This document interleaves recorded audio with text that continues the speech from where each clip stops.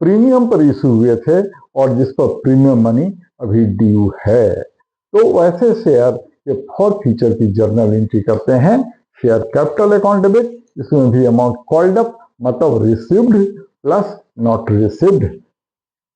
Securities premium account debit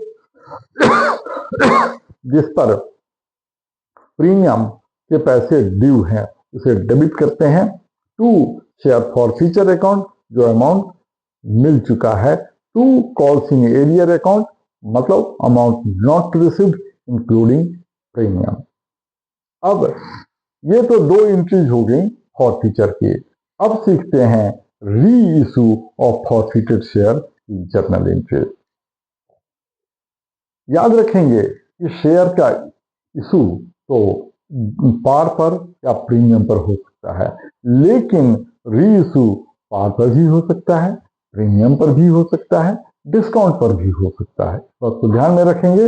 इस पर exam में एमसीक्यू में भी क्वेश्चन आ सकते हैं, ऑब्जेक्टिव टाइप क्वेश्चन इस पर हो सकते हैं।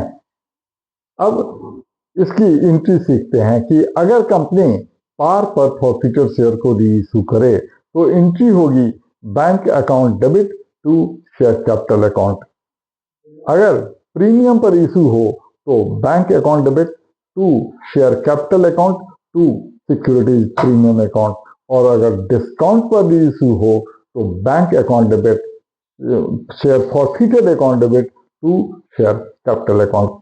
अब ये जो डिस्काउंट ऑन री इशू होता है इसका अमाउंट जो होता है शेयर फॉरफीटेड से यूज होता है। यहां पर एक क्वेश्चन आता है या में थ्योरी क्वेश्चन दे देते हैं कि कंपनी मैक्सिमम कितना डिस्काउंट दे सकती है। तो याद रखेंगे maximum discount on re issue of forfeited share जो होता है that must not exceed the amount फॉरफीटेड।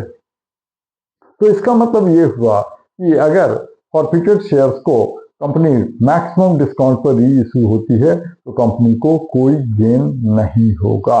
मतलब ये हुआ कि री इशू पर कंपनी को या तो गेन होगा या गेन नहीं होगा, लॉस कभी नहीं होगा। इस बात को ध्यान में रखेंगे, ये इंपॉर्टेंट है। अब गेन निकालने की entry. Gain on re issue निकालने की जर्नल एंट्री होती है share forfeited account debit to capital reserve account.